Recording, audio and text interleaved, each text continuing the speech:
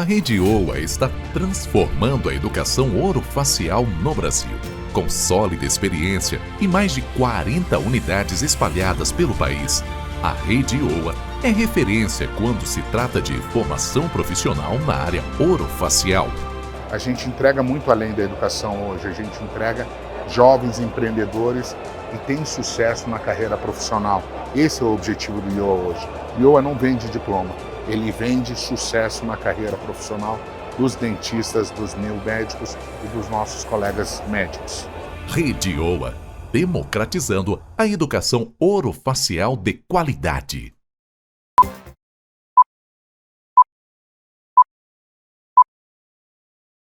Eu converso com o Luiz Peroba, do escritório Pinheiro Neto.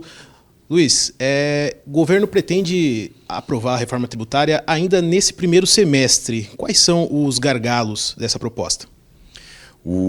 Eu acho que do ponto de vista técnico existe uma maturidade muito grande. Esse é um tema que vem sendo discutido no Brasil há décadas e talvez a gente tenha o projeto mais maduro do ponto de vista de desenho de tributação. O Brasil está implementando ou tentando implementar por meio desse projeto um modelo de tributação que é conhecido no mundo inteiro, na grande maioria dos países europeus, na América Latina. Então, como desenho, a coisa acho que está muito bem resolvida. Acho que a grande discussão é a questão da carga tributária. Como o governo não tem feito outras mudanças para reduzir gastos, quando ele vai mexer na tributação, todo mundo tenta verificar se na sua indústria, na sua atividade, se vai ter um aumento de carga. Então o que a gente percebe hoje em dia como gargalo de aprovação são alguns setores que estão dizendo eu não vou aceitar nenhum aumento de carga e algumas bancadas estão discutindo e levantando essas questões no Congresso. Então a dificuldade do governo vai ser convencer que esse projeto não vai aumentar a carga. Tecnicamente é uma proposta semelhante ao que foi apresentado no governo passado. É a mesma proposta. No governo passado a gente tinha duas PECs, uma na Câmara, que é a PEC 45, e uma no Senado, que é a PEC 110. E essas propostas tinham apoio do governo federal. O que está se fazendo agora é uma composição entre as duas PECs, Câmara e Senado, para que a votação seja mais ágil, mas é a mesma proposta, é o mesmo modelo de tributação. Então o projeto de reforma tributária que a gente tem hoje, que está sendo aprovado pelo governo federal, pelo governo Lula, era o mesmo projeto do governo Bolsonaro. Politicamente, se essa reforma tributária ela tem sustentação, como é que você imagina, como é que você observa o Congresso em relação a isso? O que eu tenho percebido, e evidentemente eu não trabalho com ciências políticas e nem acompanho o Congresso nesse nível de detalhe, mas o que eu tenho percebido é que o grupo de trabalho ele vai fazer, do ponto de vista de carga, algumas concessões para as bancadas mais importantes para conseguir as votações, o número de votos necessário para aprovação na Câmara. Que eu acho que para a PEC são 308, se não me engano. Eu acho que o governo está fazendo as contas e vai conceder eventuais alíquotas diferenciadas para os setores que vão conjugar esses votos todos para conseguir a aprovação. Eu acho que a questão está super bem encaminhada, a expectativa é efetivamente de aprovação nesse curto espaço de tempo que você mencionou. O governo está se comunicando bem?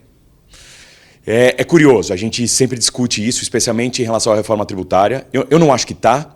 Em relação à reforma tributária, e a minha visão é não está porque o presidente não está falando. Esse é um tema, e nas minhas discussões sempre com a OCDE sobre esse tema, eu sou envolvido em reforma tributária há muitos anos, nos países onde o assunto é mais complexo, o que eles dizem é ou o setor empresarial apoia muito, ou o grande líder do país lidera uma discussão importante. E o presidente tem essa característica, ele não está se envolvendo. Então, nesse aspecto, e eu não acho que são os técnicos do governo que falam com a sociedade. Eu acho que o presidente deveria liderar essa discussão. Eu acho que não. Mas o tema também não ajuda, porque o tema tributário ele é complexo. A gente talvez não entenda a reforma, mas também não entenda nem o sistema atual. O Brasil, sabidamente, tem o sistema mais complexo do mundo e também ninguém compreende o sistema. Então, esse talvez seja o grande desafio. É como convencer a sociedade que esse é um bom caminho a ser trilhado, né? Qual que é o ânimo do mercado? O mercado ele já esteve positivo, já recuou. Hoje, como que você enxerga? Em relação à aprovação da reforma?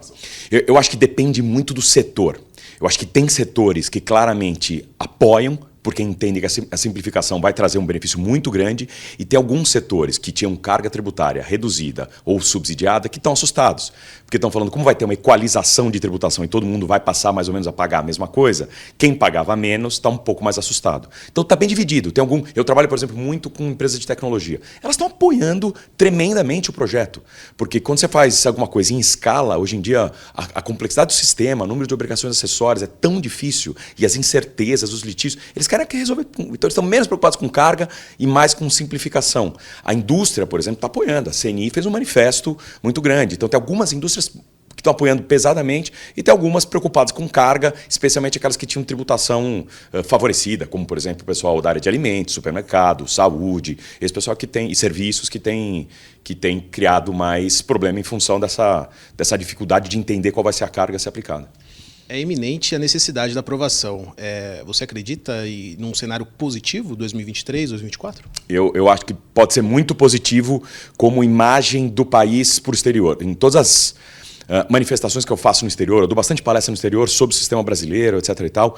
E assim, a maneira como o investidor estrangeiro enxerga o sistema tributário brasileiro é pior possível. Antigamente a gente era comparado com a Índia fez a reforma do IVA, que é exatamente isso que o Brasil está tentando fazer agora, e hoje em dia eles já nem colocam a Índia no mesmo patamar do Brasil. A Índia já está em outro patamar. Então acho que do ponto de vista de investimento internacional, a gente tem um sistema simples que converse com todos os sistemas de tributação dos outros países, eu acho que é totalmente favorável. O grande problema, o grande barulho está aqui no Brasil em relação a essa questão de aumento de carga para alguns setores. E é esse pessoal que está preocupado, até porque o governo não tem colocado ainda na mesa qual vai ser a carga. Né? Por enquanto a gente está discutindo desenho, mas não tem falado das alíquotas.